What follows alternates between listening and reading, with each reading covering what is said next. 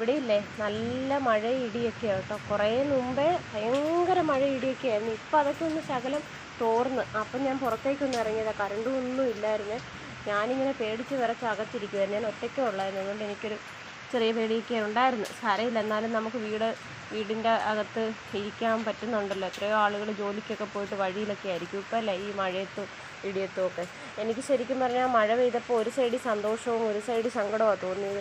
കാരണം പുറത്തൊക്കെ പോയി ജോലി ചെയ്യുന്ന ആളുകളെ കുറിച്ചൊക്കെ ആലോചിക്കുമ്പോഴേ നമുക്കൊരു വിഷമം തോന്നുമല്ലോ. അവരൊക്കെ ജീവിക്കാൻ വേണ്ടി കഷ്ടപ്പെടുമല്ലേ. നമ്മളൊക്കെ എത്രയോ സന്ധ്യയ്ക്ക് മുന്നേ നമ്മൾ വീട്ടിൽ ചേക്കേറിയ ആളുകളല്ലേ അല്ലേ.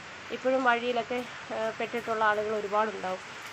അപ്പോൾ എന്തായാലും എൻ്റെ ചെടിക്കൊക്കെ ഇച്ചിരി വെള്ളം കിട്ടുമല്ലോ എന്ന് ആലോചിച്ചപ്പോൾ എനിക്ക് ഭയങ്കര സന്തോഷം തോന്നി. ഞാൻ നിങ്ങളോട് എപ്പോഴും പറഞ്ഞിട്ടില്ലേ ഇവിടെ വെള്ളത്തിന് ക്ഷാമമുണ്ട്. ക്ഷാമം എന്ന് പറഞ്ഞാൽ ഇതുവരെ ഞങ്ങളുടെ കിണർ പറ്റിയിട്ടൊന്നുമില്ല.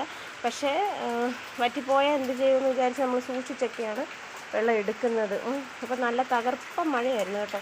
ശരിക്കും ഇവിടെ ചേട്ടനുണ്ടായിരുന്നേ പുറത്ത് വന്നിരുന്ന് നമുക്ക് മഴയൊക്കെ ആസ്വദിക്കാമായിരുന്നു. ഞാൻ ഒറ്റയ്ക്കായതുകൊണ്ട് ഞാൻ ആസ്വാദനമൊക്കെ കുറച്ച് വെച്ചിരിക്കുക.